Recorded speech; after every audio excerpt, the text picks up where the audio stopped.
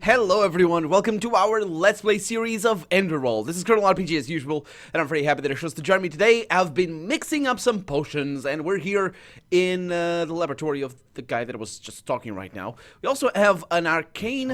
Oh, I'm gonna get that. I'm gonna get that. There we go. Potion of enchantment, I can get that. What is that? Of enchanting, it's rancid though, but... we will disenchant some of the things that we have, especially the things that are stolen, like a Ring of Guardian. Yeah, destroy that. Hopefully destroy the one, good. The one that I had stolen. Let's get that a block, just for added blockness. Let's sort this by level, or by price, I should say. We have a few, probably should destroy one of those things.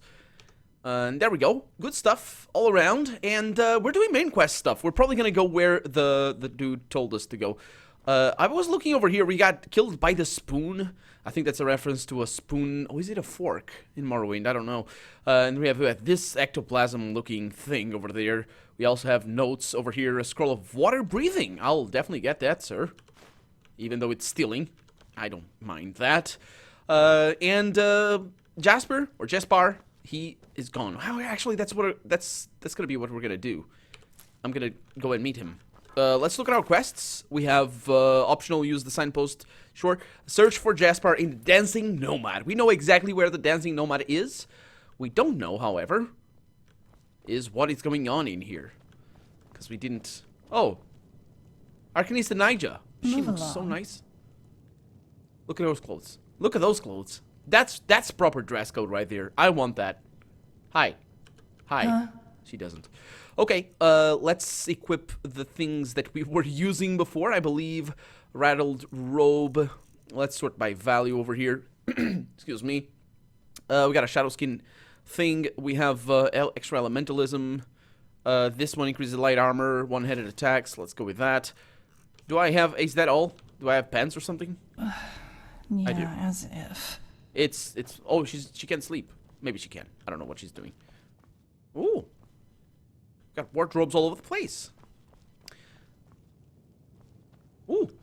We also have that. I probably shouldn't steal that, considering it is stealable. Stealable? Sure. This is a pretty awesome looking place. They have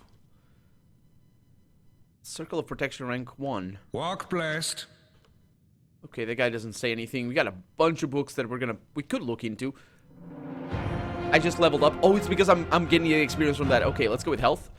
And let's actually meditate and see what we can do here, because we might be able to get some good stuff. I'm actually going to focus on the stealing bit rather than anything else.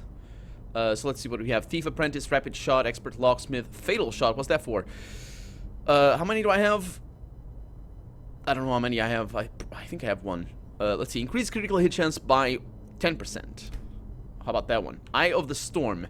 Stops time for your enemies and your surroundings for a short period of time. And over there we have... Ooh.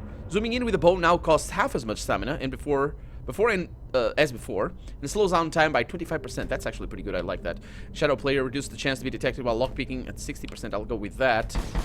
And I'll see if I do have that. Let's see what we have over there. Master Thief. Now, as you can even pick master locks, and your arrows often stagger opponents, excluding the largest ones. Okay, do I have points? I do. Okay, that's for stops time. I don't need that. Shadow Player. I don't need that either. The Bowstring.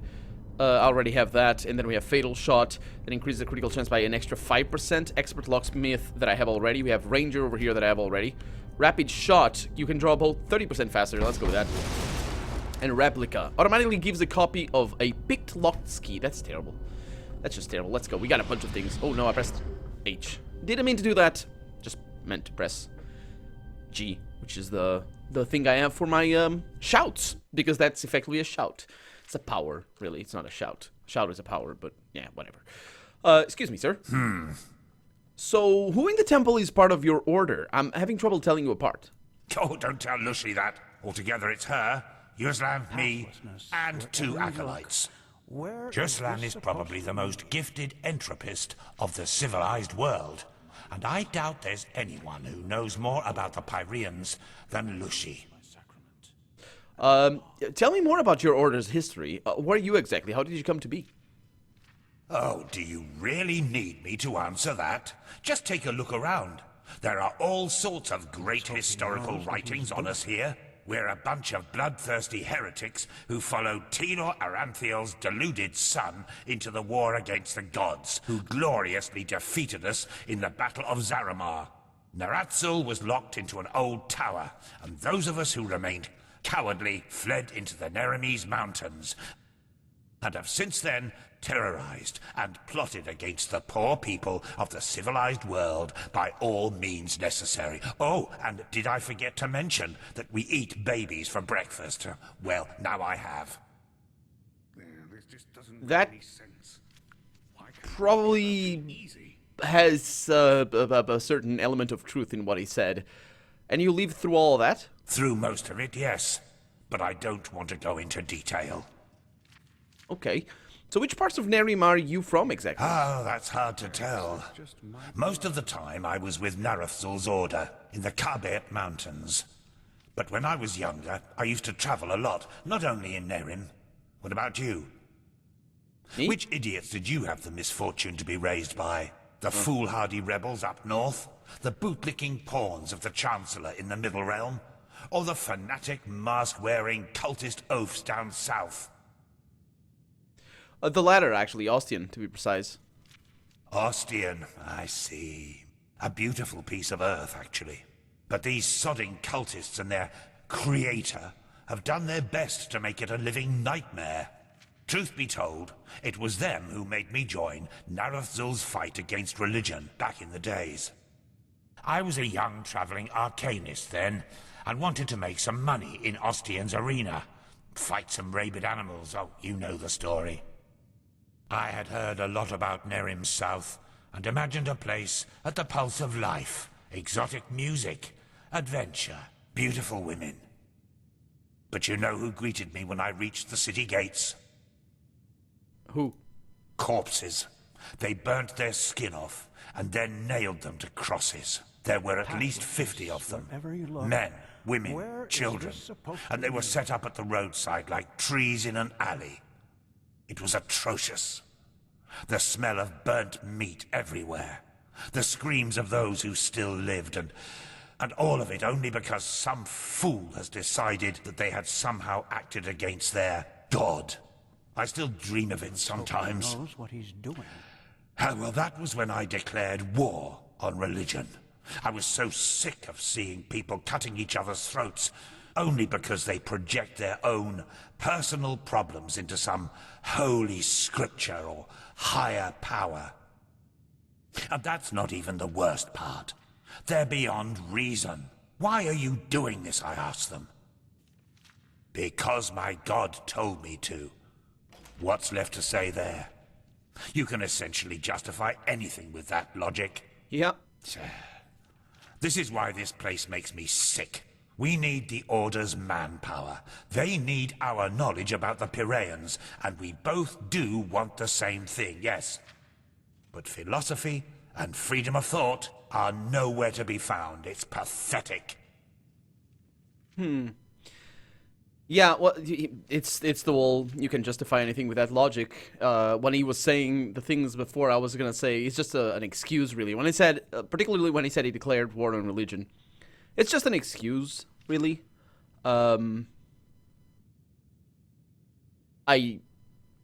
There's nothing here that I can really pick on just to go on. I was looking at the map over here and I was wondering, I mean, these are huge continents. These are absolutely enormous continents, and there's so much stuff there. Like, is this mostly desert, Kira, or something? Like, Nerim is kind of... Nerim alone. Like, and just look at the size of Enderall. That thing is the size of China. That thing is enormous. And this thing is just enormous. It depends on the size of the planet, I guess, but anyway. But is the problem really religion itself? Yeah, that's what I was saying. Sort of. Let's see what he says. Not the people who misuse it for their own ambitions? Well, that's a good question to make, I suppose. Yes, and no. And that's a good answer. On the one hand, yes, a happy person will most likely never become a murderer, no matter if he or she follows the teachings of this creator. or some Quiranian philosopher. But if something happens to this person, hunger, fear, shattered dreams, a peaceful ideology can make all the difference. What is religion after all? It's a guide to live life, a set of values. And even if it's just one line in the Holy Scripture that says, "Kill the infidels," how likely is it that a broken man will interpret it in a peaceful way? If you want a justification to spill blood, you will find it. If your religion was ambivalent to begin with, even better. There's a lot of discussion about that on Kira, and it drives me mad to hear people prattling on about how it's all a matter of interpreting the scripture in different ways. Blazes, if your ideology is so peaceful, why does it say, "slayeth this, slayeth that," rather than just get along? It's pathetic. What he mentioned there, of course, is a valid argument, I suppose. But it's not, he doesn't put it in the right context. He's actually blaming, he's blaming the wrong people, basically. Because what happens historically is not the broken man that picks up the Holy Scripture and misreads it, and to his you know, to his or to their benefit. It's the people who want to control other people, or and specifically the broken people, the ones that are the most downtrodden, that pick up the Holy Scripture and use it to control. But that doesn't... The thing is that what happens then, when somebody is picking up a Holy Scripture and saying, okay, it reads over here, slayeth this and slayeth that, the manipulator there is doing the exact same thing as the manipulator that picks up the Holy Scripture and says, give me a tenth of what you earn, or pray to the sun at this hour, or whatever it is. It's the same exact phenomenon. And the phenomenon itself is not wrong. I mean, it's bad to control other people, but I guess that's just a normal thing. That's what happens. That's what I'm doing to you right now. Because I'm talking to you, you are hearing my perspective. It doesn't matter that you agree with me or not. The fact that you heard my perspective is going to change your attitude. Maybe you're going to agree with me. Maybe you're going to disagree. Maybe you have never heard what I'm saying right now. Maybe you heard it before and you're just going to say, this guy is saying things that I've heard already, and then I've made up my mind about already. And, you know, that level of influence is just multiplied whenever you're actually dealing with the logic that he was saying, that he was talking about before. So it's multiplied. So I feel that his line of thinking justifies the line that I chose. It's not a line that moves on the dialogue, but it justifies the line that I chose. But at the same time, I still believe that it's... his answer was right. He said yes and no, because it's just such a complicated issue. I feel that you can draw a lot of parallels with this issue and other similar issues of people who use normal peaceful things for evil means, or for hurt, or for war, or for whatever. And it's easy to... We as humans tend to have this need to find a solution, or to find something to blame, or to find an easy explanation, or an explanation in the first place. That's actually the reason why some people are religious, because they look for an explanation and they find it in religion. Of course, that's not the case for everybody, but it can be a very powerful motivator.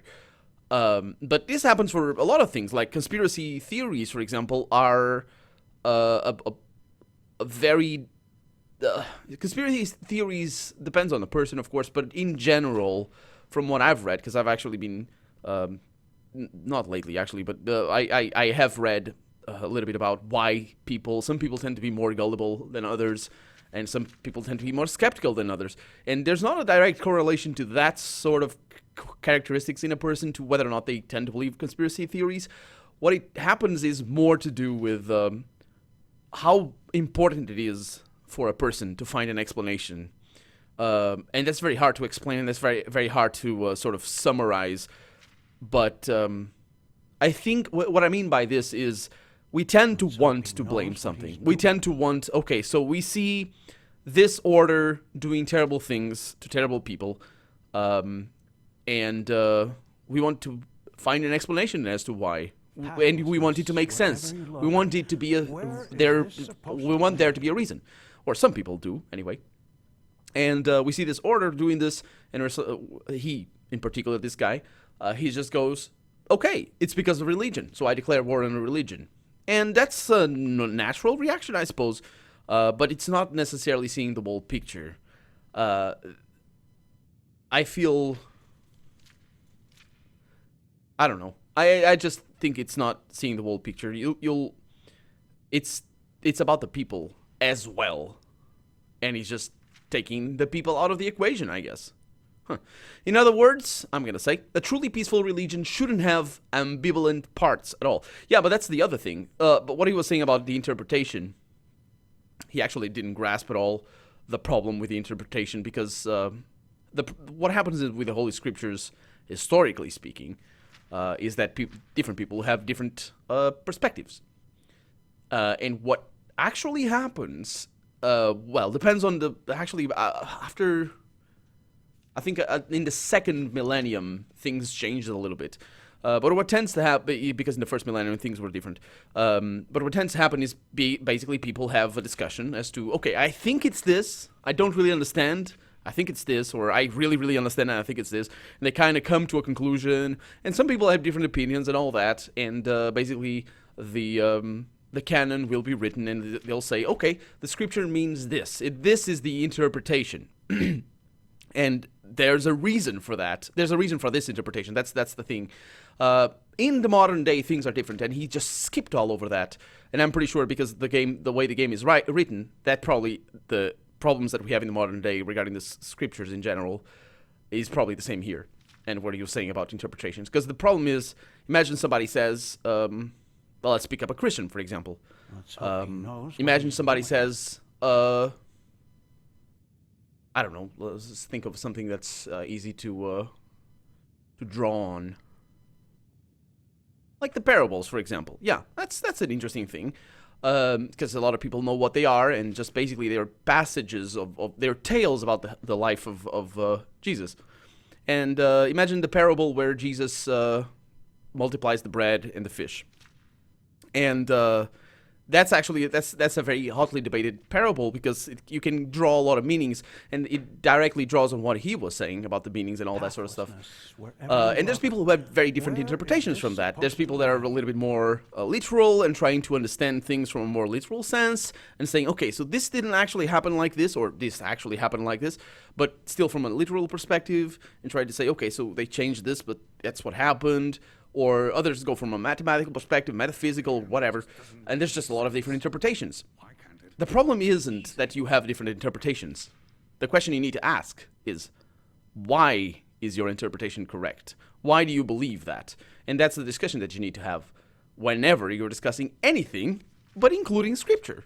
You can't just say, oh, that guy over there is not truly a follower of Malthus because he interprets things differently from me. Why? Why is he not? Why are you not the one that's untrue? Why? Arguments, please. Bring them forth. That's really the question. But we're talking about the ambivalent parts anyway.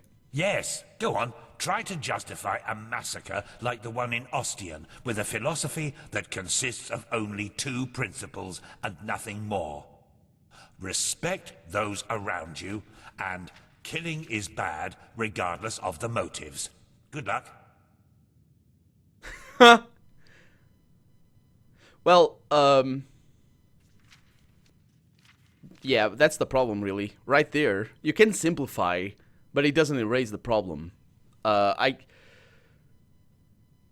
not gonna decide right now. Let me just draw on that. Respect those around you. Respect, it doesn't mean the same thing for everybody. You'll see that in the present day, and you see that in historically speaking as well. Killing your enemy in brutal fashion and just torturing them and just doing the most unspeakable things to your enemy in war, for example, can be a sign of respect, can be respectful, Because respect is kind of closely related to honor, and they go hand in hand. It's just, so it's immediately it's going to mean different things from different people, and you're going to be able to just pull out of your backside and just say, hey, yeah, I was respecting that guy. I killed him because he stole from me. I respected him because that's what he wanted. Because if he didn't want to die by my hand, he wouldn't have stole from me. You know, you can make that argument, and nobody's going to say, yeah, but that's not respect. Because then you ask the question, why is it not respect? And you're going to come to the common ground of saying, because I don't think that's respectful. And the other guy, but I think that's respectful. So it's kind of one word against the other. And the killing is it's quite literal. Killing is wrong, no matter the condition. If you have a precedent for killing animals, you can have a precedent for killing people. Because historically speaking anyway, you can say that those people are just animals, so it's fine to kill them. Or if they are evil, they're just animals because they don't have a soul. You see, it's very easy to just skip around. And I'm actually using, historical arguments that were used historically. So yeah, it doesn't work. It doesn't work. So let's see what aligns more with my line. I think the dialogue options are a little bit, they're not generic enough for me to just choose the one I want. So it's written in a different way than most RPGs I played anyway. But religion can do good too. Oh, that's just deflecting. Come on. I couldn't agree more. Religion is dangerous. I had to find out the hard way. Without some sort of moral guide, people would just do what they want. Oh, that's the weakest argument ever. What? That's the weakest argument ever. That's like saying that anybody that, I don't know, well, anybody that doesn't have a religion just does what they want. They kill everybody. That guy's killing people? Oh, he must not have a religion then. That's the weakest argument ever. Yeah, I'm gonna go with this one because it's the least one. Especially if people don't keep to themselves with it. Oh yeah, that's another thing then. That's another thing. Well, thank you very much for the conversation. And let's go and look around a little bit more. That was quite the conversation there. Mostly a monologue though. He did explain a lot of stuff though, so that was good. And actually gave us a little bit of a perspective onto the Order, which we kind of had already, but not quite that blunt. He was saying before, I was saying last episode, Lost Brigand.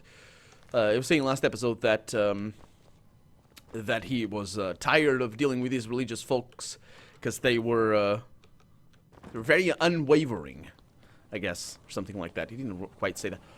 Okay. Hi. Actually, that's really cool. So they just have these guys up here and a secure chest up here. Oh, that's cool. That's really nice. A Grand Soul Gem. Where? I didn't see it. No. The Star Summer's Night. We got a few things. Wait a minute. What's that? A Petty Soul Gem? I didn't see anything. It wasn't. It wasn't, was it? We gotta. Ooh, look at that. That looks cool. You know what that looks like? The big altar places. Excuse the hiccup. Where you learn your shouts in Skyrim. Just very, very tiny. Very, very tiny. Okay, let's go underground or downstairs. Oh yeah, this place. Hi, sir. He's busy. What's he doing? Oh. I didn't notice what he was doing. We can go to the Chronicum, the archive. Okay, very cool place. Okay. Oh, look at that. It's kind of vaulted ceilings. That's really cool, actually. That's good. Let's hope he knows what he's doing. We have a keeper. Hello, Mr. Keeper. Hi, miss. Oh, that's a magister. You have magisters around? Yes? Is it important? Important? It is. It isn't. It isn't. It's from the north, I think. I don't know. I can't identify. Hey, Chispar. What are your thoughts on the current events? What? You mean the living dead, Oh, the come with on. tears everywhere, the frenzied civilians? Yeah. I've heard all I'd that. say What this is he country's doing seen down better here? times. Is he going back But at least home? something Oh, happens. there's water Makes over this here. They place should have less a. boring. They should add a sign. What is this? It's like a church or chapel thing, but it's really not. Got a book over here, but can't open that. Never walked back on. Okay, we're gonna have... Yeah, we need to go to the inn. We will do that. This is the Sun Temple. The actual Sun Temple? Well, let's find out. Outside. We're in the outside region. Oh, we're above the... Are we above the gates? Lost Brigand again. Oh, man. We can go back? Oh, what? These are the doors? Okay, this is really cool. Transcribe verse 80 100 times. That's what they are. That's not a very good learning technique, mate. Eventualities. Ascertain what the press's Magister Rhaegon. Hey. No, she was a novice. Why should I ascertain that? There's a lot of depressed people in here. Maybe they're all connected. Let's go back inside. These are the quarters, though. Okay. So, yeah, we're just exploring a bunch. Good. Come on. Hi. Eternally tormented in agony and pain. That's not the sound of a lute, though. You wish you had a sound like that. That's a nice sound, though. That guitar sounds nice. Yeah. Hey, Amelia. May I wish for a specific song? What would you like to hear? I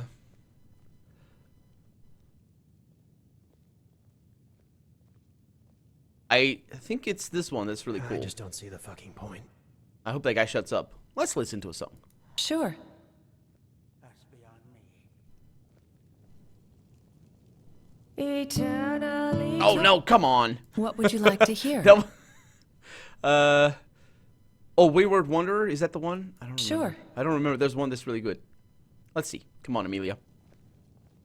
Our ancient world seemed newborn in his eyes. No place could keep him, he yearned for the skies. He abandoned the way that Malphas foresaw.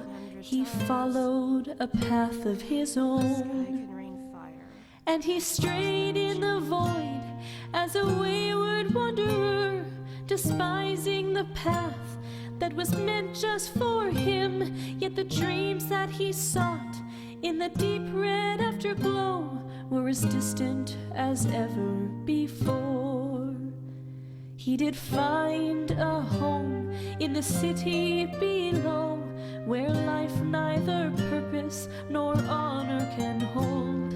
The woman who loved him held out her heart, and her suffering tore it apart. 'Cause he strayed in the void as a wayward wanderer, despising the path that was meant just for him. Yet the dreams that he sought in the deep red afterglow were as distant as ever before. Our ancient world seemed as old as his eyes. He had lived his whole life under empty skies. When a little boy asked him for the guiding path, he said, do not risk Malphas's wrath. 'Cause you'll stray in the void as a wayward wanderer, despising the path that is meant just for you. Yet the dreams that you seek in the deep red afterglow are as distant as they'll ever be.